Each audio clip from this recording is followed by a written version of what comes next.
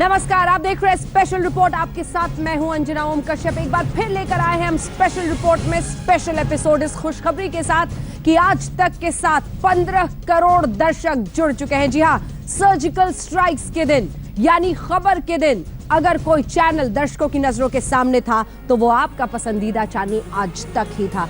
लेकिन अब उस गंभीर विषय का रुख आइए आपको दिखाते हैं पीओके यानी पाक अधिकृत कश्मीर, और उस पाक अधिकृत कश्मीर में कैसे आतंकियों का आखिरी पनाहगाह बनकर वो हिस्सा साबित हो चुका है। जी हां, आज तक पर पहली बार आप देखेंगे कैसे एक संवाददाता पीओके में जाकर वहां का सच, वहां के आतंकी कैंप्स लेकर आपके सामने आएगा। जी हां, एक एक सच्चाई उस जमीन की, आतंक का पनाहगाह कैसे पाक अधिकृत कश्मीर बना है और कैसे वहां के लोग पाकिस्तान से अब आजादी की गुहार लगा रहे हैं। देखिए ये रिपोर्ट।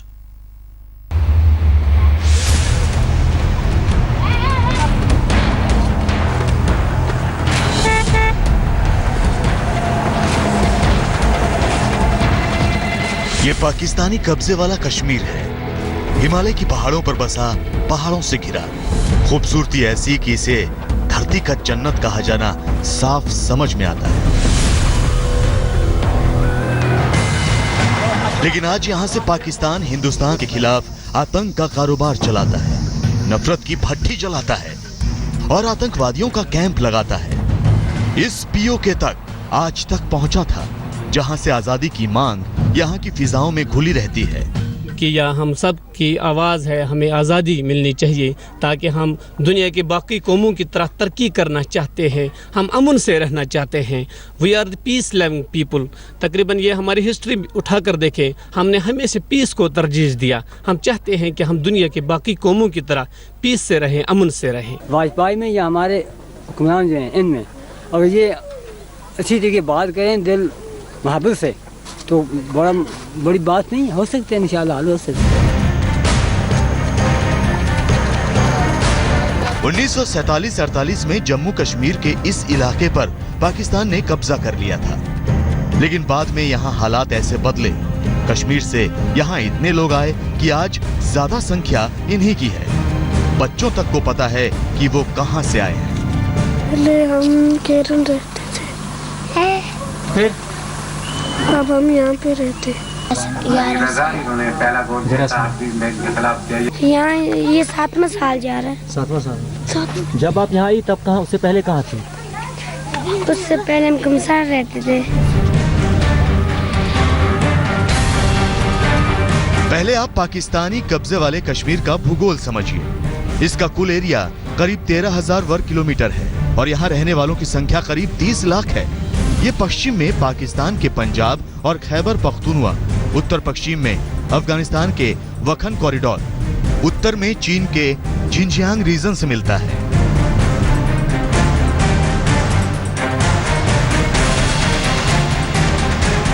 आज तक की टीम इस पाकिस्तानी कब्जे वाले कश्मीर की राजधानी मुजफ्फराबाद में पहुंची थी और फिर वहां से नियंत्रण रेखा की तरफ करीब 25 किलोमीटर दूर कामसार में, और फिर वहां से करीब 20 किलोमीटर आगे नियंत्रण रेखा के करीब तक।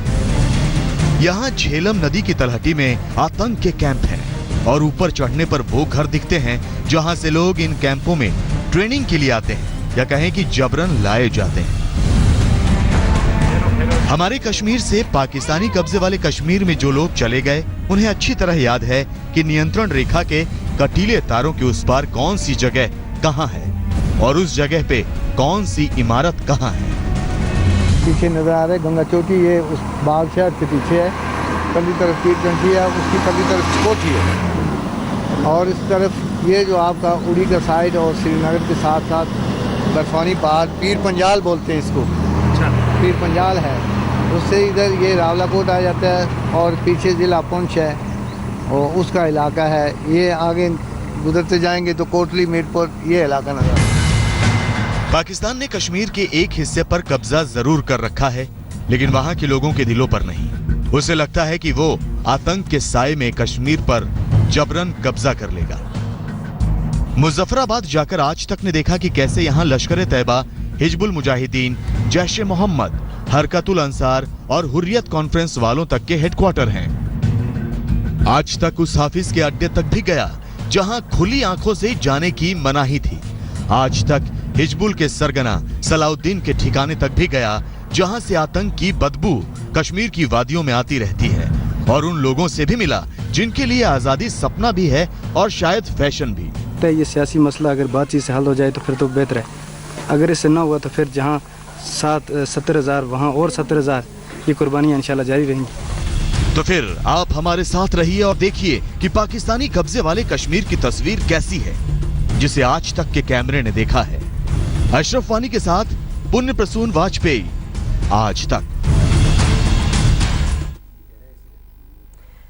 कुछ ही लम्हों में अब आपके सामने होंगे आज तक के वो वरिष्ठ सहयोगी हमारे, जो एकमात्र ऐसे पत्रकार हैं जिन्होंने पाक अधिकृत कश्मीर में जाकर उन आतंकी कैंप्स को बहुत करीब से देखा, समझा, और उस डर को जो वहां पर पैदा किया जाता है वो भी देखा है। जी हां, मैं मंच पर अब चाहूंगी कि यहां पर जो हमारा स्टेज बना हुआ है, पुण्य प्रसून वाजपेयी हमारे वरिष्ठ सहयोगी अब आए यहां पर। और प्रसून जी, आपके जरिए समझने की कोशिश करेंगे कि आखिर ये पूरा जो सिलसिला रहा है पाक अधिकृत कश्मीर का, यहां पर अगर आप इस हिस्से में आ जाए, ये पाक अधिकृत कश्मीर का हिस्सा, आपकी यहां पर तो एंट्री हो गई थी, पीओके में कैसे एंट्री हो गई? क्योंकि मुजफ्फराबाद का वीजा रखने वाले शायद एकमात्र पत्रकार होंगे आप देश के अपने पास। हम और अशरफ वानी पहुंचे थे,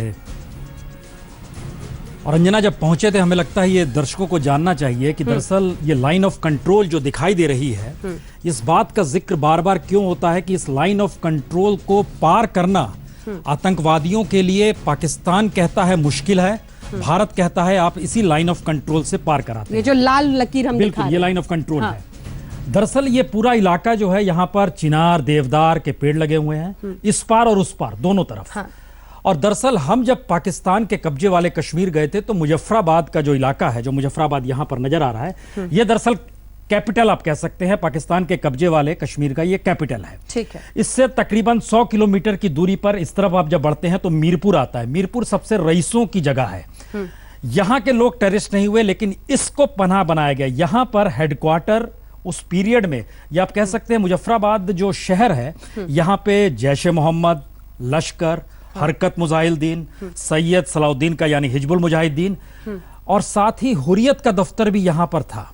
और हम लोग इन तमाम दफ्तरों में गए थे। लेकिन सवाल ये है कि ये तो नजर आता है कि यहाँ पर एक फौज है और चारों तरफ से घेराबंदी है, लेकिन जब आप तकरीबन 40 किलोमीटर आगे निकलते हैं लाइन ऑफ कंट्रोल की तरफ, दरअसल ये लाइन ऑफ कंट्रोल से 22 किलोमीटर का ऐसा हिस्सा है जहां पर आवाजाही तभी हो सकती है जब आप सेना के लोग हों या फिर आतंकवादी हों। आतंकवादी का मतलब यह हुआ कि जो उनको ट्रेनिंग देकर वहां पर से घुसपैठ कराने के लिए ले जाया जाता है। बड़ा जटिल रास्ता है, लेकिन जटिल रास्ता ही ट्रेनिंग का हिस्सा भी है, और जटिल रास्ता ही ट्रेनिंग के बाद पार कराने की स्थितियों को भी लेकर आता है। ठीक है। नहीं, हाफिज सईद से भी आपने बात की थी, क्यों ना दर्शकों को पहले वो रिपोर्ट दिखाएं, फिर आपसे पूछेंगे कि वो पूरा अनुभव कैसा रहा था।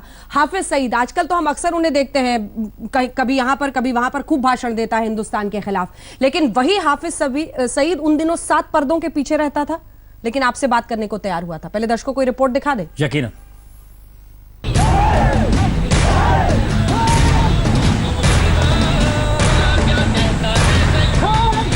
आतंक की ये खुली दुकान पाकिस्तान के कब्जे वाले कश्मीर में चल रही है। हाथों में ऑटोमेटिक मशीन गन और दिमाग में आतंक का जहर इन आतंकी कैंपों के बीच आज तक पहुंचा था। भारत और पाकिस्तान के बीच अभी तक सीधी वार्ता शुरू न होने के कारण आज तक पाकिस्तानी कब्जे वाले कश्मीर में उस जगह पर खड़ा हुआ जहां से 207 किलोमीटर दूर श्रीनगर है, 215 किलोमीटर दूर कील, 81 किलोमीटर दूर चकोटी और उरी।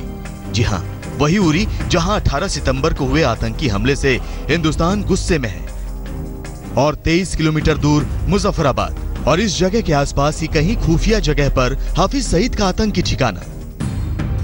आज तक इकलौता चैनल है जो मुजफ्फराबाद ही नहीं बल्कि पीओके में उससे आगे कामसार और फिर नियंत्रण रेखा के करीब तक पहुंचा, और फिर बेहद गुप्त तरीके से हाफिज सईद के अड्डे तक। आज भले ही लश्कर का ये आतंकी सरगना पाकिस्तान में खुल्लम खुल्ला घूमता है, भारत के खिलाफ अपनी तकरीर में जहर उगलता है, लेकिन 15 साल पहले जब आज तक की टीम ने इसे खोज निकाला तब वो कैमरे पर नहीं आता था।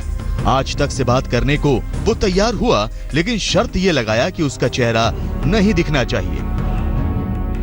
चीज़ें कैसे सुलझेंगी? ये हुकूमत पाकिस्तान के कहने से शुरू नहीं हुआ, ये कश्मीर के हालात के पेश नज़र शुरू हुआ है।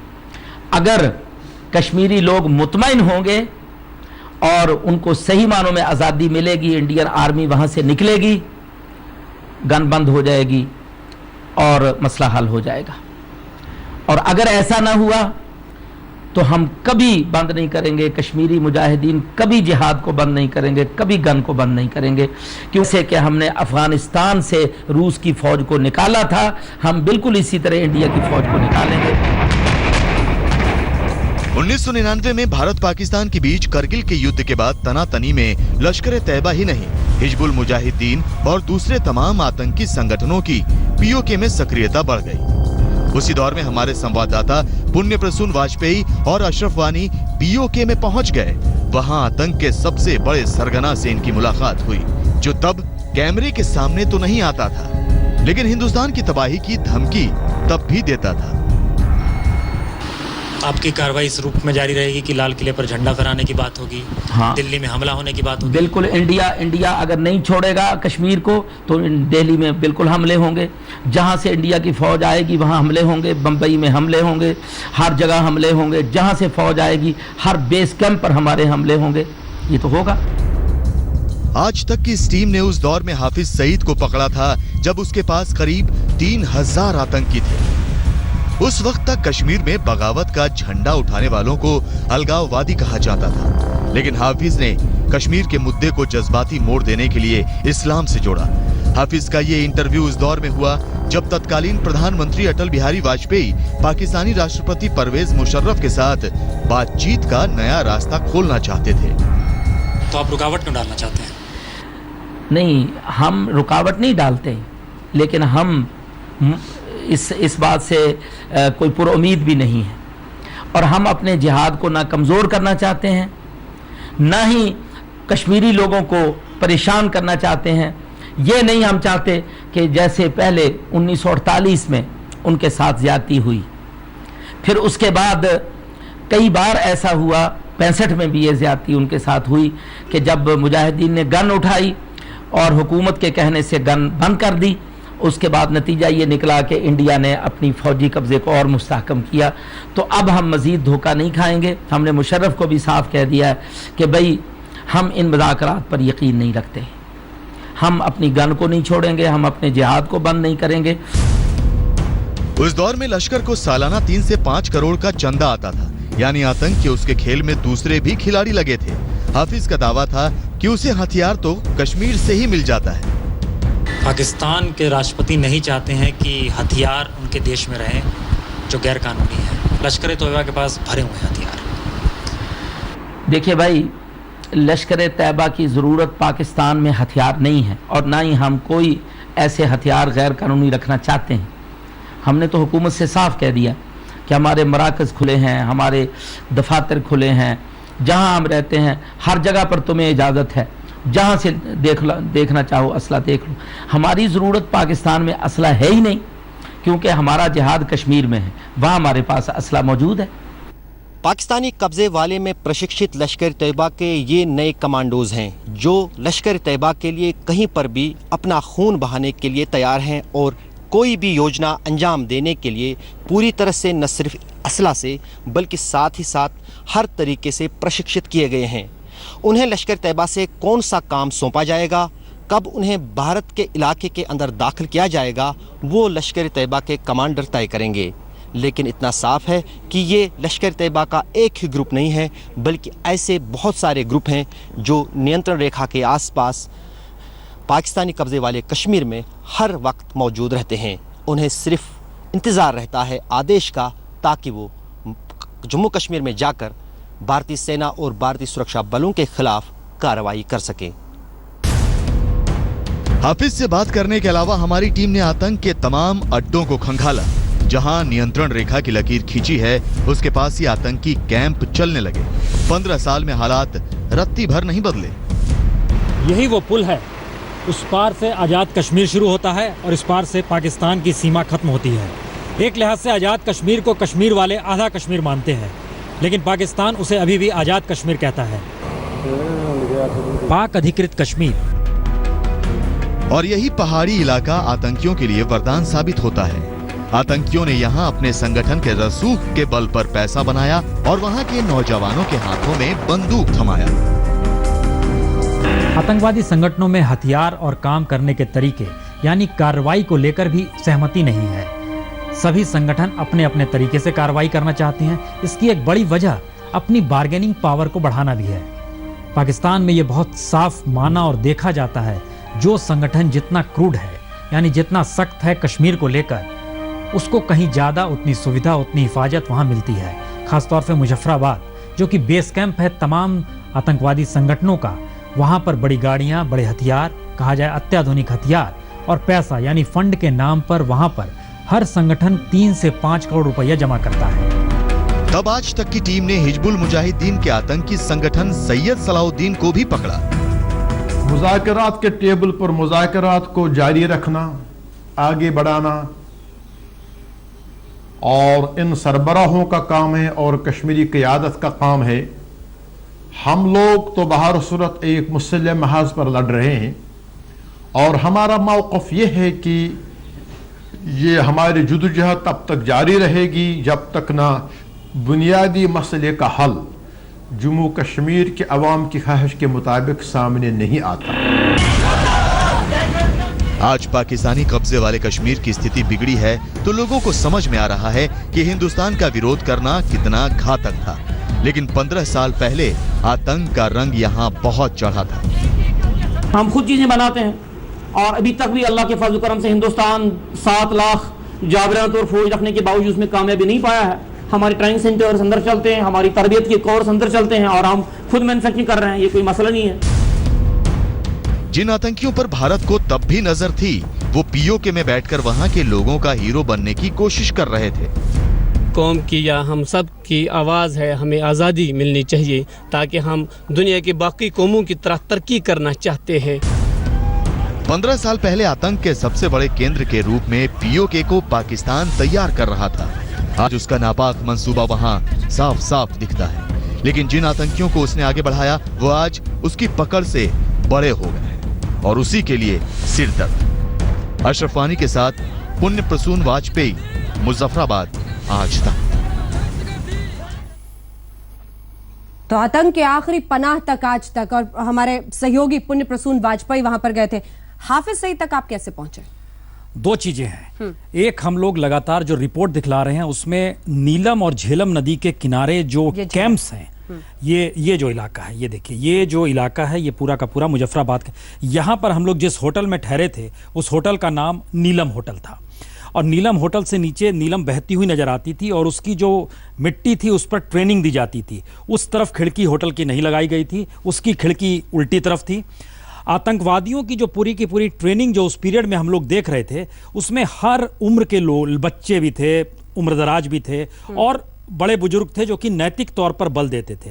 और ये जो पूरा आप इलाका देख रहे हैं, जो खास तौर से जो नदी ये बह रही है, दरअसल ये इसका जो एंट्री पॉइंट है जिसका जिक्र अब बार बार होता है कि इससे पार करके ही बारामूला या उड़ी तक आतंकवादी पहुंचते हैं।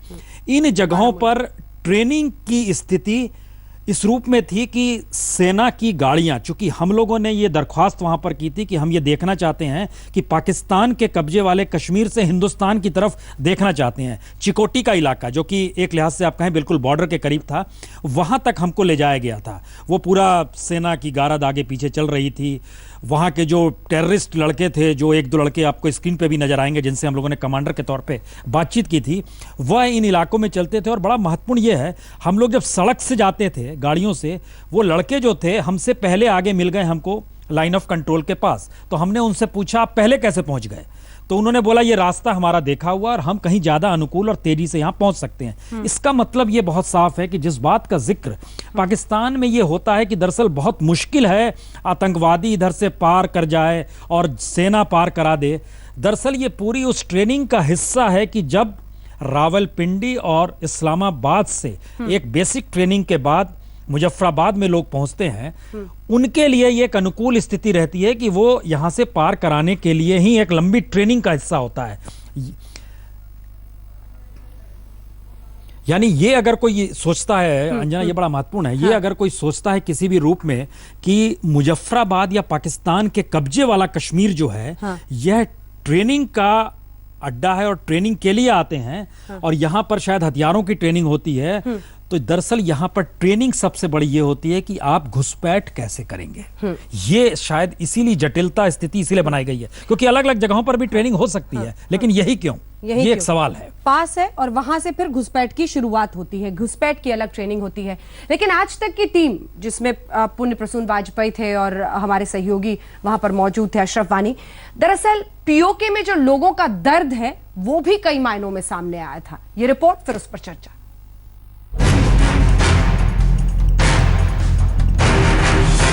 ये बच्चे अब जवान हो गए होंगे। 15 साल पहले पाकिस्तान के कब्जे वाले कश्मीर के आजाद होने का सपना इन बच्चों की आंखों में भी था और यहाँ की बूढ़ी और अनुभवी आंखों में भी। कुछ आज़ादी है तो और क्या, कौन जाने मरवाता है बिला वजह। आज़ादी के लिए इतनी शहादतें पाई, 17,000 तो हमारे कश्मीरी जहाँ बाक हुआ, तो आज़ादी के लिए तो और क्या, हमें और क्या चाहिए। हमें पाकिस्तानी कब्जे वाले कश्मीर में मैदान कम है, पहाड़ ज्यादा, रोजगार के साधन आज भी कम हैं, तब तो और भी कम थे। लोगों के पास रोजगार के साधन नहीं है।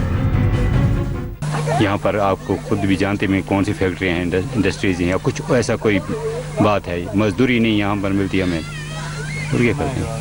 वहाँ तो अपनी ज़मीन थी, जायदाद थी, जो भी कुछ करते हैं खाने पीने के लिए होता है। यहाँ तो हर चीज़ लिहाज से हमें मुश्किलात ही है ना। पानी ये कि हम फ्री मिलता है, बाकी कौन सी चीज़ है जो हमें पैसे की लेनी नहीं पड़ती। यहाँ ज्यादातर लोग कश्मीर से ही आए हैं। इन्हें इस बात का मलाल है कि कुछ नाते रिश्तेदार हिंदुस्तान में हैं और कुछ जबरन पाकिस्तान के कब्जे में। हम आज़ादी चाहते हैं, मकबूजा इलाका आज़ाद होना चाहिए और हम सब एक जगह बैठकर अपनी ज़िंदगी गुजार सकें। इस लकीर ने हमें आपस में इस तरह जुदा कर दिया है, सारे एक तरफ है और दड़ दूसरी तरफ है। ये आप खुद ये अंदाज़ा लगा सकते हैं, माँ उधर है, बेटा इधर है, बाप इधर है, भाई उधर है, तो इसमें तो हमें बहुत, इस वक्त हमारी ज़िंदगी भी अजीर्ण है। पाकिस्तानी कब्जे वाले कश्मीर में पाकिस्तान ने हालात को काफी बिगाड़ा है। 15 साल पहले भी इन लोगों के दिमाग में पाकिस्तानी हुक्मरान और उनके शह पर चलने वाले आतंकी संगठनों ने ये बात बिठा दी कि कश्मीर में भारतीय सेना लोगों का दमन करती है। तब आज तक ने जब पीओके के मिजाज को भांपा तो ये बात खुलकर सामने आई। कुछ घर ऐसे हैं जिनके सामने खींची गई है, उनका मवेशी चला जाए या इधर की आर्मी, चाहे वो एक आदमी कुछ भी ना करता हो, वो अच्छी जिंदगी अपनी गुजारता हो, मगर यहाँ वहाँ की सिक्योरिटी या आर्मी उसे सताती है। हिंदुस्तान से आजादी के जहरीले सपने पीओके के लोगों के जहन में इस कदर भरे गए कि धीरे धीरे वहाँ आतंकवादियों को पैर पसारने में मदद मिली। 15 साल पहले लोगों के दिमाग में इतना जहर नहीं भरा था। जब हमारे संवाददाता पुण्य प्रसून वाजपेयी और अशरफ वानी ने लोगों से बात की तो समझ में आया कि भारत पाकिस्तान के बीच सीज फायर से उन्हें बड़ी आस थी। भारत और पाकिस्तान के बीच अभी तक सीधी वार्ता शुरू न होने के कारण यहाँ के लोग निराश तो हैं, लेकिन सीज फायर के बाद से सीमावर्ती इलाकों में जो फायरिंग बंद हुई है उससे लोगों में खुशी है कि कम से कम उनकी आवाजाही बढ़ गई है। पीओके के लोगों का मिजाज आज तक ने उस दौर में भांपा था जब तत्कालीन प्रधानमंत्री अटल बिहारी वाजपेयी ने पाकिस्तानी राष्ट्रपति जनरल परवेज मुशर्रफ के साथ आगरा शिखर वार्ता के लिए हाथ बढ़ाया था, लेकिन पाकिस्तान नहीं माना। इन 15 सालों में झेलम में बहुत पानी बह चुका है और वहां के लोगों की जिंदगी बद से बदतर होती चली गई। कामसार पीओके आज तक। ये लश्कर, ये चीज क्या है, कैसे ये लोग ऑपरेट करते हैं, कैसे पीओके में इतने लोगों को बरगलाते हैं? देखिए, हमको लगता है कि 4 सवालों के जवाब हर कोई जानना चाहता है। हिजबुल मुजाहिदीन का मतलब है कश्मीरियों को आतंकवाद में अपने साथ जोड़ना। लश्कर का मतलब है हथियारों के साथ दुनिया भर में सबसे बड़े गैर कानूनी ऑर्गेनाइजेशन के तहत लश्कर ने खुद को खड़ा किया, अलकायदा से भी बड़ा है। हिजबुल मुजाहिदीन, लश्कर और जैश ए मोहम्मद का मतलब था इस्लामिक टेरर, इस्लामिक कट्टरपंथ के आसरे चलना।